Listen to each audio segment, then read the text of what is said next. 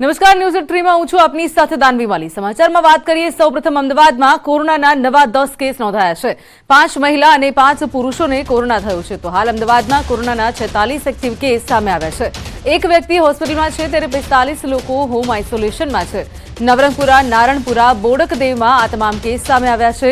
થલતેજ, નિકોલ અને મણિનગરમાં આ કેસ સામે આવ્યા છે ત્યારે સાબરમતી અને ઈસનપુરમાં પણ કોરોનાના કેસ સામે આવ્યા છે। તો ફરી એકવાર કોરોનાનું માથું ઉચક્યું છે ત્યારે કોરોનાના કેસ જે છે વધી રહ્યા છે। અમદાવાદની અંદર કેસ સામે આવ્યા છે। 5 મહિલા અને 5 પુરુષોને કોરોના પોઝિટિવ આવ્યો છે। આ તરફ ગુજરાત સહિત દેશમાં કોરોનાએ પકડી છે રફતાર। ગુજરાતમાં કોરોનાના નવા 14 કેસ નોંધાયા છે। હાલ રાજ્યમાં કોરોનાના 66 એક્ટિવ કેસ છે। તો હાલ તમામ 66 દર્દીઓ હોમ આઇસોલેશનમાં છે। કોરોનાનો એક પણ દર્દી હોસ્પિટલમાં ન હોવાથી હાલ રાહત છે। તો દેશમાં કોરોનાના નવા 702 કેસ નોંધાયા છે। હાલ દેશમાં કોરોનાના 4097 એક્ટિવ કેસ સામે આવ્યા છે। તો કોરોનાના નવા વેરિયન્ટ JN1ના 35થી વધુ કેસ ગુજરાતમાં છે। ગઈકાલની વિગત પ્રમાણે દેશમાં નવા વેરિયન્ટના સૌથી વધુ કેસ ગુજરાતમાં સામે આવ્યા છે। બીજી બાજુ ગુજરાત સહિત દેશમાં વકર્યો છે કોરોનાના કેસ પર બોલ્યા છે ઋષિકેશ પટેલ। JN1ના 36 જેટલા કેસ ગુજરાતમાં નોંધાયા છે। તો JN1ના 36માંથી 22 લોકોના કેસ રિકવર થયા છે। JN1ના હાલ 14 કેસ હોમ આઇસોલેશનમાં છે। આ તમામ કેસોનું જીનોમ સિક્વન્સિંગ કરાય છે ત્યારે અન્ય રાજ્યમાં આ વ્યવસ્થા છે કે નહીં તે એક પ્રશ્ન છે। તો ગુજરાતમાં કોરોનાનો વ્યાપ ચિંતાજનક નથી। રાજ્યમાં હાલ કોરોનાના 2 દર્દી જ હોસ્પિટલમાં છે। તો કોરોના પોઝિટિવનો દર ખૂબ ઓછો છે। ભારતમાં કુલ કોવિડના 4093 જેટલા કુલ કેસો છે। ગુજરાતમાં 67 જેટલા અને JN1ના જે વારંવાર વિષય આવે છે કે JN1 તો JN1ના 36 જેટલા કેસો આપણા રાજ્યમાં ધ્યાનમાં આવ્યા છે। આપણા ત્યાં GBRCમાં 4000 test genome sequencing per day કરી શકીએ એ પ્રમાણેની કેપેસિટી છે। આપણા ત્યાં આવતા તમામ કેસોનું જીનોમ સિક્વન્સિંગ કરીએ છીએ। એના કારણે બીજા રાજ્યોમાં આ પ્રકારની વ્યવસ્થાઓ બધા કેસોની કરી શકાય એવી છે કે નહીં એ એક પ્રશ્નાર્થ ચિહ્ન છે।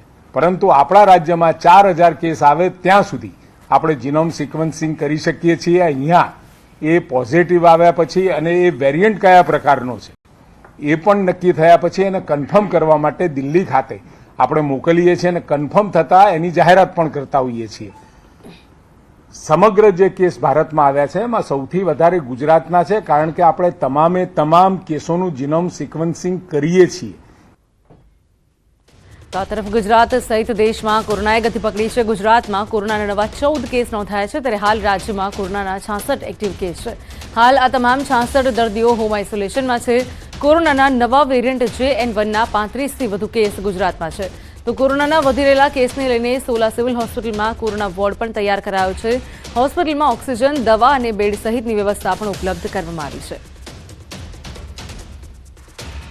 સોલા સિવિલની વાત કરીએ તો લગભગ અત્યારે અમારી હોસ્પિટલમાં કોરોનાનું હાલ કોઈ પણ દર્દી દાખલ છે નહીં અને જો કોરોનાના જે નવા વેરિયન્ટના કોઈ પણ લગભગ માઇલ્ડ પ્રકારનો વેરિયન્ટ છે અને કોઈ પણ પ્રકારનો એવો કેસ આવશે તો અમારા હોસ્પિટલમાં ડૉક્ટરો, પેરામેડિકલ સ્ટાફ, નર્સિંગ સ્ટાફ એના ટેસ્ટિંગ માટે, ટ્રીટમેન્ટ માટે, સારવાર માટે સજ્જ છે અને બધી જ વ્યવસ્થા અમારે ત્યાં અવેલેબલ છે। કોરોનાના કેસ સતત વધી રહ્યા છે અને નવો વેરિયન્ટ એટલે કે JN.1ના કેસ પણ વધી રહ્યા છે ત્યારે લોકોએ તકેદારી રાખવી જોશે। તંત્ર દ્વારા તૈયારી કરી લેવામાં આવી છે કે સોલા સિવિલ હોસ્પિટલ છે કે જ્યાં અલગ વોર્ડ છે તે તૈયાર કરી દેવામાં આવ્યો છે। જે રીતે કેસ વધી રહ્યા છે તેને લઈ તંત્રએ ઓક્સિજન હોય, દવાનો જથ્થો છે, બેડ છે તેની વ્યવસ્થા કરી રાખવામાં આવી છે। પરંતુ એક વાત સારી છે કે જે કોરોનાનો નવો વેરિયન્ટ છે તેના કારણે લોકોને શરદી, ઉધરસ, તાવ થઈ રહ્યો છે પરંતુ હોસ્પિટલમાં એડમિટ થવાની જરૂર પડતી નથી। પરંતુ તેમ છતાં તંત્ર દ્વારા છે તે તૈયારી કરી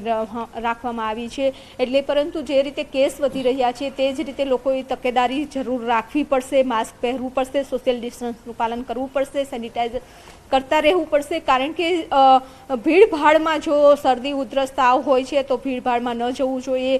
સાથે જ પરિવાર સાથે પણ રહો છો તો શરદી, ઉધરસ, તાવ છે તો તેમનું પણ જે ટેસ્ટ છે તે કરી લેવો જોઈએ। જો કે સોલા સિવિલ હોસ્પિટલમાં અત્યારે એક પણ દર્દી દાખલ નથી કોરોનાનો, અને જે પણ દર્દીઓ આવતા હોય છે તે એડમિટ થતા હોય છે ત્યારે કોરોના ટેસ્ટ છે તે કરવામાં આવી રહ્યો છે. તો અમદાવાદ મ્યુનિસિપલ કોર્પોરેશનના હેલ્થ અર્બન સેન્ટરોમાં પણ ટેસ્ટિંગની વ્યવસ્થા છે તે શરૂ કરવામાં આવી છે કે જેના કારણે લોકો છે તેને થોડા પણ લક્ષણો દેખાય તો ટેસ્ટ કરી શકે. એટલે કે લોકો હવે ભીડભાડમાં જાય છે તો માસ્ક પહેરવું જોઈએ.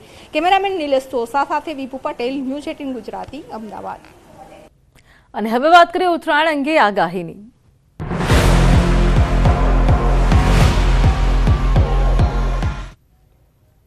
પતંગ રસિયાઓ માટે સૌથી મહત્વના સમાચાર સામે આવ્યા છે. ઉત્તરાયણ પર કેવી રહેશે પવનની ગતિ? ત્યારે ઉત્તરાયણના દિવસોમાં કેવું રહેશે વાતાવરણ?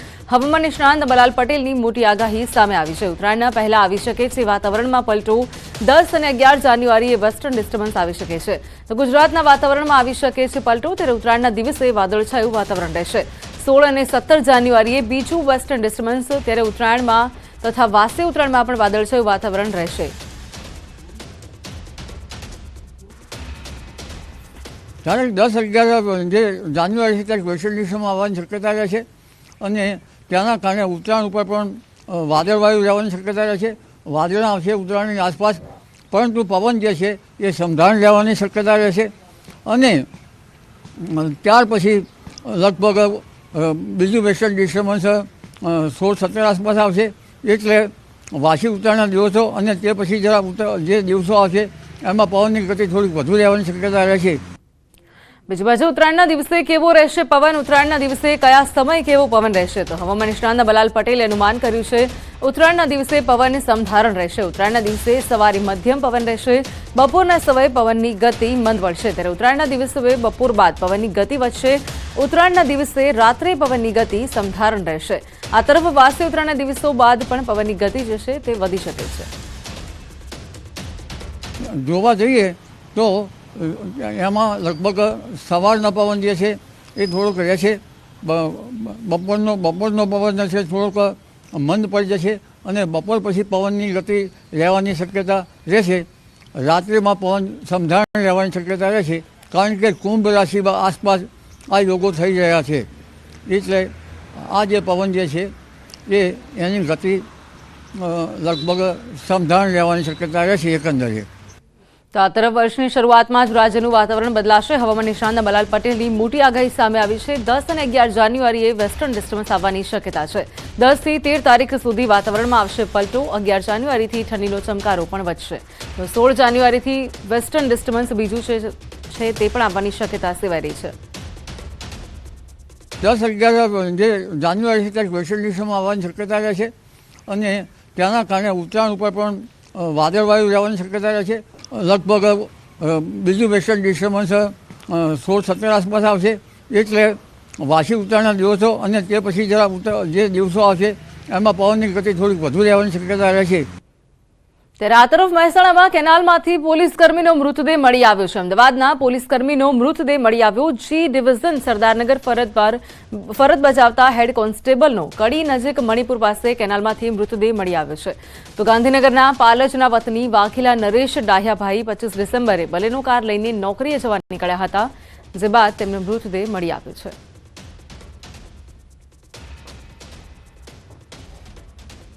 આ તરફ અરવલ્લીમાં ભિલોડામાં એચપી ગેસની ઓફિસમાં ભીડ થઈ છે. ફિંગર અપડેશન માટે આવતી મહિલાઓને મુશ્કેલી થઈ રહી છે. વહેલી સવારથી મોટી સંખ્યામાં મહિલાઓ એજન્સીની ઓફિસે પહોંચી હતી, ત્યારે ગેસની ચોપડીમાં સબસિડી માટે ફિંગર વેરિફિકેશન માટે રઝળપાટ સર્જાયું છે. ગ્રામ પંચાયતમાં ફિંગર અપડેશનની કામગીરી કરાય તેવી માંગ કરી રહ્યા છે.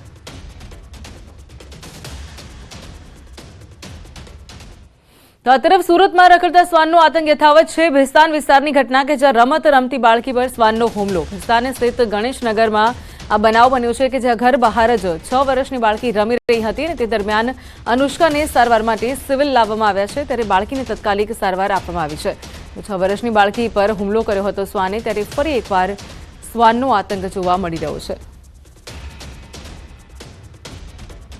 તો બીજી બાજુ વડોદરામાં રખડતા ઢોરનો આતંક. વૃંદાવન 4 રસ્તા પાસે ઢોર પાર્ટી ઢોર પકડવા જતા દોડધામ મચી હતી. રખડતા ઢોરથી રાહદારી ઇજાગ્રસ્ત થયો છે. રખડતા ઢોરના ત્રાસથી રોડ પર સૂતેલા દિલીપ પટેલ ઇજાગ્રસ્ત થયા છે. તો ઇજાગ્રસ્તને સયાજી હોસ્પિટલમાં હાલ સારવાર હેઠળ ખસેડવામાં આવ્યા છે. જ્યારે મેં સવારે નોકરી પરથી આવ્યો ત્યારે મને ખબર મળી કે દિલીપભાઈની ઉપર ગાય ચડીને નીકળી ગઈ અને 2 છાતીમાં અને 2 પગ પર પગ મેકીને ભાગી છે. આ જે માણસ ઘાયલ થયો છે અને અત્યારે એસએચજી હોસ્પિટલમાં દાખલ છે. તો આ તરફ મોરબીના નકલી ટોલ નાકાથી કરોડોનું નુકસાન થયું છે. નકલી ટોલ નાકાથી 66 કરોડ 60 લાખ 18,270 રૂપિયાનું નુકસાન થયું. વાંકાનેર વઘાસિયા નજીક હતું આ નકલી ટોલ નાકું, જ્યાં નકલી ટોલ નાકાથી કંપનીને કરોડો રૂપિયાનું નુકસાન થયું છે. નકલી ટોલ નાકા અંગે તપાસ થયું છે, જેમાં ખુલાસો થયો છે. તો કાયદેસરની ટોલ નાકાની કંપનીએ આર્થિક નુકસાનનો અહેવાલ સોંપ્યો છે. 4 ડિસેમ્બર 2023 સુધીમાં થયેલા નુકસાનનો રિપોર્ટ આપવામાં આવ્યો છે. તો નકલી ટોલ નાકા અંગે 6 આરોપીઓ સામે ગુનો દાખલ કરાયો છે. સિદ્ધસર ઉમિયાધામ પ્રમુખ જયરામ પટેલના પુત્ર અમરીશ પટેલ વઘાસિયા તથા ગામના સરપંચ સહિત 6 વ્યક્તિઓ સામે ફરિયાદ નોંધાઈ છે. તો આશ્ચર્યની વાત એ છે કે 66 કરોડથી પણ વધુના નુકસાનની વાત છે, તેમ છતાં પણ આરોપીઓ હજુ સુધી પોલીસ ગિરફથી દૂર છે. ત્યારે બીજી બાજુ વડોદરામાં બોરવેલમાં પડતા બાળકીનું મોત નીપજ્યું. કન્સ્ટ્રક્શન સાઇટ પાસેના બોરવેલની અંદર બાળકી પડી હતી. શ્રમિકની બાળકી રમતા રમતા 10 ફૂટ ઊંડા બોરવેલમાં ગરકાવ થઈ હતો. ફાયર બ્રિગેડની ટીમ બાળકીનું રેસ્ક્યુ કર્યું હતું. હોસ્પિટલ લઈ જતા ડોક્ટરે બાળકીને મૃત જાહેર કરી હતી.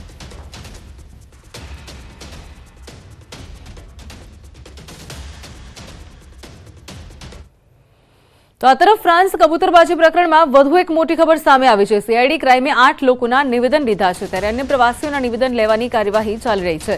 અન્ય 50 ગુજરાતીઓ ટૂંક સમયમાં વિદેશી ગુજરાત આવશે. તો કબૂતરબાજીના એજન્ટો સુધી પહોંચવાના તમામ પ્રયાસ થઈ રહ્યા છે. 40 લાખથી 1.25 કરોડ અમેરિકામાં ગેરકાયદેસર ઘૂસણખોરીની ડીલ થઈ હતી. તો હાલ તમામ તપાસ હાથ ધરાઈ છે.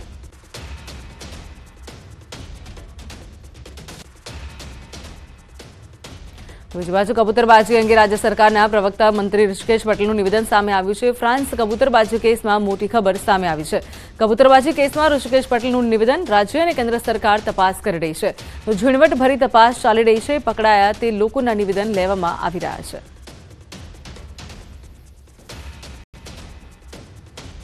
રાજ્ય સરકાર અને કેન્દ્ર સરકાર સંયુક્ત રીતે આખી આ બાબતની તપાસ કરી રહી છે. આપણે સીઆઈડી ક્રાઇમ દ્વારા અને ડીજી પણ આપણા રાજ્યના ડીજીએ પણ બહુ ગંભીરતાથી આ વિષય લીધો છે. એમના ઘરે જઈ ત્યાં પણ જવાબ લેવાનું અને બાકી આ જે આખી ઘટનામાં સામેલ હતા અને જે લોકો અમને વિદેશ પ્રવાસે લઈ જઈ રહ્યા હતા એની પણ લિંક અને લૂપ્સ માટેની ખૂબ સારી એવી ખૂબ જહેમતથી આ તપાસ કરી રહી છે. દિલ્હી સરકાર અને આપણી ગુજરાત સરકાર બંને સાથે મળી આ બાબતે ઇન ડિટેલ તપાસ કરી રહી છે. અને હવે વાત કરીએ શ્રીરામના મહાપર્વની.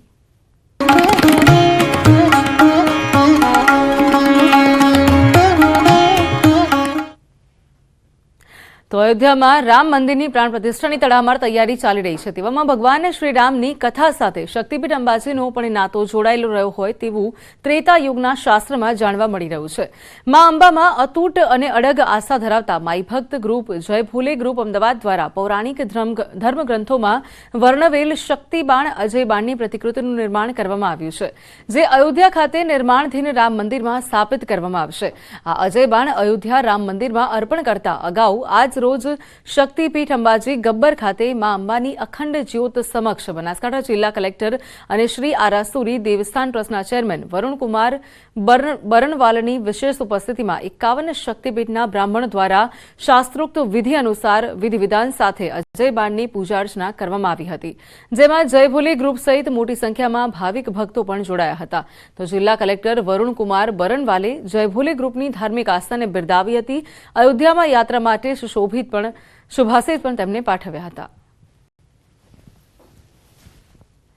લાંબુ અને પંચ ધાતુથી નિર્મિત જે આ બાણ છે તે એક 3 પ્રકારના બાણ આવે છે, જે યજુર્વેદની અંદર ધનુર્વેદ છે ને ધનુર્વેદમાં તેનું સૂક્ષ્મ રીતે વર્ણન કર્યું છે. તો એ ધનુર્વેદના પ્રમાણે અમે આ બાણ બનાવેલ છે. મંદિરના ભક્ત જય ભોલે ગ્રુપવાળા અમદાવાદવાળા જે છે એ લોકોએ અજય બાણનું પંચધાતુમાં એક પ્રતિલિપિ તૈયાર કરીને રામ જન્મભૂમિમાં તૈયાર થતું મંદિરમાં 22મી તારીખ પહેલાં ત્યાં અર્પણ કરવા માટે જે એક અભિગમ દર્શાવ્યું છે એનું અમે એને આવકારીએ છીએ. તો વાત કરીએ અન્ય સમાચાર જૂનાગઢમાં અપહૃત સગીરાનો છુટકારો. જૂનાગઢ પોલીસે ગણતરીની કલાકોમાં જ કેસ ઉકેલ્યો છે. 3 વિદ્યાર્થીનીઓ સ્કૂલ જતી હતી ત્યારે સમગ્ર બનાવ બન્યો હતો. 3 પૈકી એક સગીરાએ બૂમાબૂમ પણ કરી હતી. નંબર પ્લેટ વગરની કારમાં તેનું અપહરણ થયું હતું. તો 2 અપહરણકારો કારમાં આવ્યા હોવાની વિગત સામે આવી છે. બનાવ અંગે સગીરાના પિતાએ ફરિયાદ નોંધાવી હતી. તો પોલીસે મોડી રાત્રે જ 2 આરોપીઓને દબોચ્યા છે. જૂનાગઢના જય મયુર સુખાનંદી નામનો આરોપી હોવાનું તપાસમાં ખુલ્યું છે.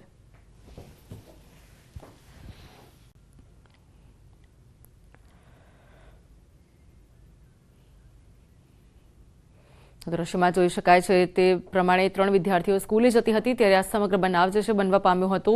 સીસીટીવીના દ્રશ્યો સામે આવ્યા છે. 3 પૈકી એક સગીરાએ બૂમાબૂમ પણ કરી હતી. તો નંબર પ્લેટ વગરની કારમાં આ 2 અપહરણકારો આવ્યા હતા. તો પોલીસે હાલ સીસીટીવીના આધારે તપાસ હાથ ધરી છે, જેમાં એક આરોપી જે છે તેને પકડી પણ પાડ્યો છે.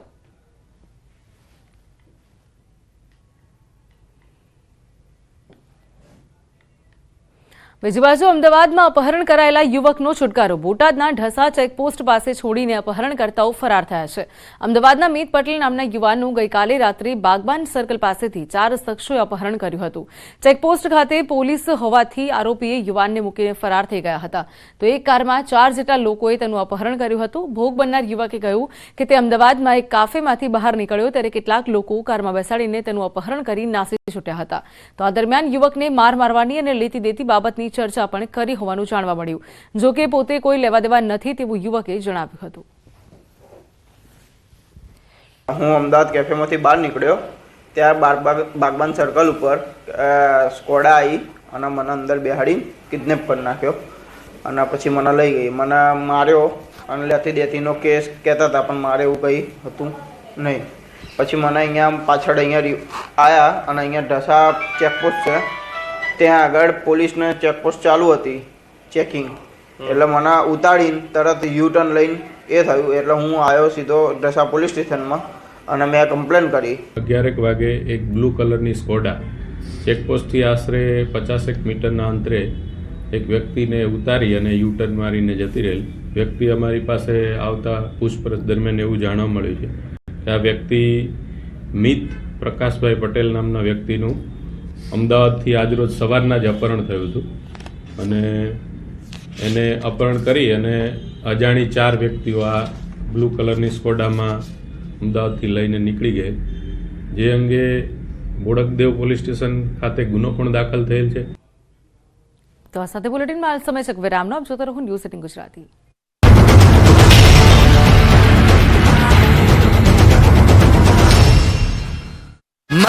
તાંત્રિક વિધિ કરાવી. નવસારીના જલાલપુર વિસ્તારમાં કાર ચાલકે મોપેડ સવાર 2 મહિલાને ટક્કર મારી. મહિલા 50 મીટર સુધી ફંગોળાઈ. અકસ્માતમાં 2 મહિલાને ગંભીર ઈજા થતા કાર ચાલક ફરાર થયો.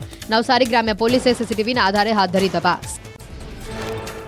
અમદાવાદના સરખેજમાં કપિરાજે 25 લોકો પર હુમલો કર્યો. વન વિભાગ ઉડાવ જવાબ આપતા હોવાનો સ્થાનિકોએ આક્ષેપ કર્યો. સ્થાનિકો લાકડી લઈને પહેરું કરવા મજબૂર બન્યા. રાજકોટના કૃષ્ણનગરમાં દીપડાની દહેશતથી માલધારીઓમાં ભયનો માહોલ.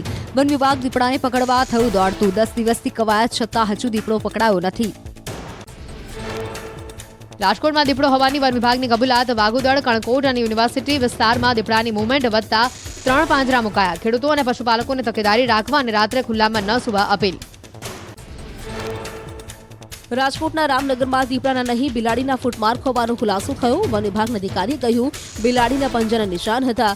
રામનગરના લોકોમાં દીપડાના દહેશતની શંકા હતી. માંગરોળના બોરસદ ગામેથી 1.5 વર્ષની દીપડી પાંજરે પુરાઈ. કબ્રસ્તાન નજીકથી 3જી વાર દીપડી પાંજરે પુરાઈ. વાંકલ વન વિભાગને ફરિયાદ કરતા પાંજરું ગોઠવાયું હતું. આજે દીપડી પાંજરે પુરાતા ગ્રામજનોએ રાહતનો શ્વાસ લીધો. અમદાવાદમાં સતત બીજા દિવસે શ્વાન પર હુમલો. વાસણા બાદ ઘાટલોડિયા વિસ્તારમાં આરતી સોસાયટીના સભ્યોએ ભેગા મળી માર માર્યો. શ્વાનને મોઢાના ભાગે તેમજ અન્ય ભાગે ઇજાઓ પહોંચી. પોરબંદરના શિવશક્તિ આશ્રમ નજીક 6 ઝૂંપડામાં ભીષણ આગ લાગી. ઝૂંપડામાં રહેલી તમામ ઘર વખરી બળીને ખાક થઈ. ફાયર બ્રિગેડ તત્કાળ પહોંચતા મોટી જાનહાનિ ટળી. પંચમહાલમાં ગાઢ ધુમ્મસ છવાયું. વિઝિબિલિટીમાં ઘટાડો થતા વાહન ચાલકો મુશ્કેલીમાં. છેલ્લા 2 દિવસથી જિલ્લામાં ઠંડીનો જોર વધ્યો. શિયાળુ પાકને થઈ શકે છે ફાયદો. ઠંડીને લઈને હવામાન વિભાગની આગાહી 2 દિવસ બાદ ઠંડીમાં થશે આંશિક ઘટાડો આગામી 5 દિવસમાં વરસાદની શક્યતા નહિવત વાતાવરણ યથાવત રહેશે નલિયામાં લઘુત્તમ તાપમાન 10 ડિગ્રી નોંધાયું 3 દિવસ બાદ કાતિલ ઠંડીનો દોર શરૂ થશે હવામાન નિષ્ણાંત તમલાલ પટેલે મોટી આગાહી કરી 29મી ડિસેમ્બરથી ગાત્રો થીજવતી ઠંડી પડશે જાન્યુઆરી મહિનો ઠંડોગાર રહે તેવું અનુમાન ગુજરાતમાં ફરી માવઠાની આગાહી 29 થી 31 ડિસેમ્બરે અરબી સમુદ્રમાં ડીપ ડિપ્રેશન બનવાની શક્યતા બંગાળના ઉપસાગરમાં સિસ્ટમ બનશે તો દક્ષિણ ગુજરાત અને સૌરાષ્ટ્રમાં અસર થશે 1 થી 5 જાન્યુઆરીમાં વેસ્ટર્ન ડિસ્ટર્બન્સની શક્યતા વેસ્ટર્ન ડિસ્ટર્બન્સના કારણે અનેક ભાગોમાં વરસાદની શક્યતા હવામાન નિષ્ણાંત તમલાલ પટેલનું અનુમાન પાણીના ભાવે જીરુનો પાક સુકાઈ જતા સુરેન્દ્રનગર પંથકના ખેડૂતોમાં ભારે રોષ ખેડૂતોએ પોતાના જ ખેતરમાં જીરુના પાકને તબાહ કરી નાખ્યો દુધાઈ ગામના ખેડૂતે 60 વીઘા જીરુ પર રોટાવેટર ફેરવી રોષ ઠાલવ્યો કપાસના ભાવ તળી જતા બોટાદ જિલ્લાના ખેડૂતો મુશ્કેલીમાં મુકાયા ઉગામેડી ગામના ખેડૂતોએ પોષણક્ષમ ભાવ ન મળતા કપાસનો સંગ્રહ શરૂ કર્યો બજારમાં એક મણ કપાસ મળી રહ્યા છે 1200 થી 1400 રૂપિયા ભાવ ખેડૂતોના ઉત્પાદન ખર્ચ કરતા પણ ઓછા ભાવ મળતા હોવાની વ્યથા કપાસનું ઉત્પાદન કરતા ખેડૂતોને ખાતર બિયારણ મજૂરીનો ખર્ચ માથે પડ્યો થોડા સમય પછી સારા ભાવ મળવાની ખેડૂતોને આશા બોટાદ જિલ્લામાં આ વર્ષે 1,60,000 હેક્ટરમાં કપાસનું વાવેતર કરાયું ગત વર્ષ કરતાં આ વર્ષે વધુ વાવેતર હોવા છતાં ઉત્પાદનમાં ઘટાડો નોંધાયો કમોસમી વરસાદ અને રોગ આવવાને કારણે કપાસનું ઉત્પાદન ઘટી ગયું ભાવનગરના મહુવા યાર્ડમાં વિવિધ જણસીની મબલક આવક યાર્ડમાં કપાસ મગફળી તલ બાજરી સોયાબીન ચણા સહિતની વિવિધ જણસીની હરાજી કરાઈ એક મણ મગફળીના સૌથી વધુ 1,432 અને કપાસના 1,400 રૂપિયા બોલાયા મહુવા યાર્ડમાં થયેલી હરાજી બાદ કહી ખુશી કહી ગમનો માહોલ જોવા મળ્યો યાર્ડમાં ખેડૂતોને કેટલાક પાકોના સારા ભાવ મળ્યા કપાસના ભાવમાં છેલ્લા કેટલાક સમયથી ઘટાડો જોવા મળતા તાત નિરાશા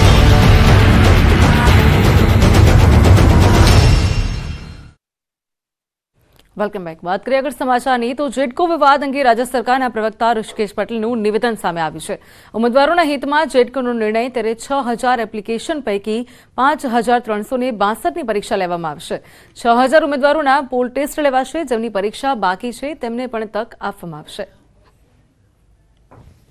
કુલ 6,000 એપ્લિકેશનો આવી હતી એમાંથી 5,362 વિદ્યાર્થીઓની પરીક્ષા લેવાઈ હતી અને જે વિદ્યાર્થીઓની પરીક્ષા નથી લેવાઈ મતલબ કે 6,000ના પોલ ટેસ્ટ થશે અને જેમને પરીક્ષા આપી દીધી છે એમને ફરી પરીક્ષા આપવાની નહીં રહે પરંતુ બાકીના વિદ્યાર્થીઓ જેમને પરીક્ષા નહોતી આપવા મળી એ વિદ્યાર્થીઓ પોલ ટેસ્ટ આપ્યા પછી પાસ થશે તો એમને પણ પરીક્ષાની તક આપવામાં આવશે તો આ તરફ જેડકો દ્વારા વિદ્યુત સહાયક ભરતી રદનો મામલો તમામ વિદ્યાર્થીઓ ઉમેદવારે માત્ર પોલ ટેસ્ટ આપવી પડશે ત્યારે જેતપુર જેડકો ખાતે 2 દિવસ પોલ ટેસ્ટ પરીક્ષા ચાલશે તો આ તરફ ગોંડલ અમરેલી અને જૂનાગઢના ઉમેદવાર પોલ ટેસ્ટ આપશે ત્યારે બીજી બાજુ 740 જેટલા ઉમેદવારો પોલ ટેસ્ટ પરીક્ષા આપશે તો આવતીકાલે 745 જેટલા ઉમેદવારો પોલ ટેસ્ટ પરીક્ષા આપશે પોલીસના ચુસ્ત બંદોબસ્ત વચ્ચે આ પોલ ટેસ્ટ લેવાઈ રહી છે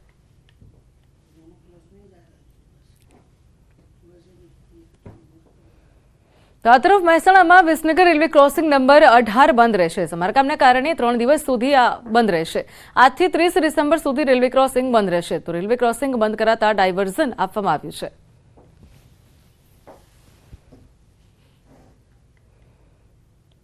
બીજી બાજુ મહેસાણા જિલ્લામાં ગ્રામ પંચાયતોમાં ગંદકી હશે તો દંડ કરવામાં આવશે જિલ્લા પંચાયતની કારોબારી બેઠકમાં મહત્વનો નિર્ણય કરાયો છે આગામી સામાન્ય સભામાં આ મુદ્દો મૂકીને તેનું અમલીકરણ કરવામાં આવશે આ સાથે જ ઔદ્યોગિક એકમ માટે વ્યવસાય વેરો વસૂલવા નિયમ લાગુ કરાશે તો જિલ્લા પંચાયત પરિસરમાં પણ 12 લાખના ખર્ચે 41 સીસીટીવી કેમેરા લગાવવાનો નિર્ણય કરાયો છે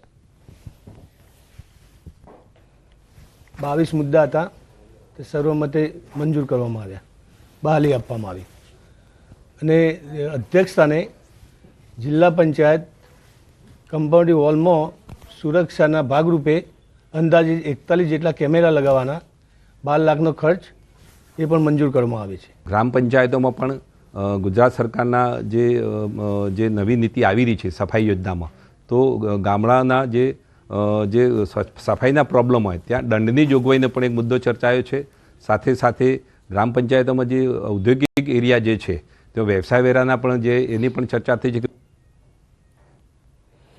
તો આ તરફ ભર શિયાળે સુરેન્દ્રનગરમાં ડેમ ઓવરફ્લો થયો છે. ધોળીધજા ડેમ ભર શિયાળે ઓવરફ્લો થયો ત્યારે ડેમ છલકાયો છે. કોઝવે પર પાણી ફરી વળ્યા છે. કોઝવે પર પાણી ફર્યા છે. વાહન ચાલકોને હાલાકી પડી રહી છે. કોઈ પણ આડશ કે બેરિકેડ નહીં મૂકવાથી વાહન ચાલકો જીવના જોખમે કોઝવે પરથી પસાર થતા નજરે પડી રહ્યા છે. તો એક તરફ લોકોને પીવાનું પાણી નથી મળી રહ્યું ત્યારે બીજી બાજુ ધોળીધજા ડેમ નર્મદાના પાણીથી ઓવરફ્લો કરાતા પાણીનો બગાડ થઈ રહ્યો છે. હાલ જે રીતે દ્રશ્યમાં જોઈ શકાય છે તેમ ડેમ ઓવરફ્લો થઈ રહ્યો છે ત્યારે નર્મદાના પાણીનો ડેમ છલકાયો છે. લોકોને ભારે હાલાકી થઈ રહી છે. ત્યારે એક બાજુ પાણી માટે લોકો વલખા મારે છે ત્યારે બીજી તરફ ડેમ ઓવરફ્લો થાય છે અને પાણીનો બગાડ થઈ રહ્યો છે. તો આ તરફ સુરતના ઉધનામાં ગમખ્વાર અકસ્માત 3 યુવકો ઘાયલ થયા છે. પૂર ઝડપે આવી રહેલી મોપેડ ડમ્પરમાં ઘૂસી જતા મોપેડ સવાર 3 યુવકો ઇજાગ્રસ્ત થયા. અકસ્માતમાં એક યુવકની હાલત ગંભીર છે. અકસ્માતની આ સમગ્ર ઘટના સીસીટીવીમાં કેદ થઈ છે.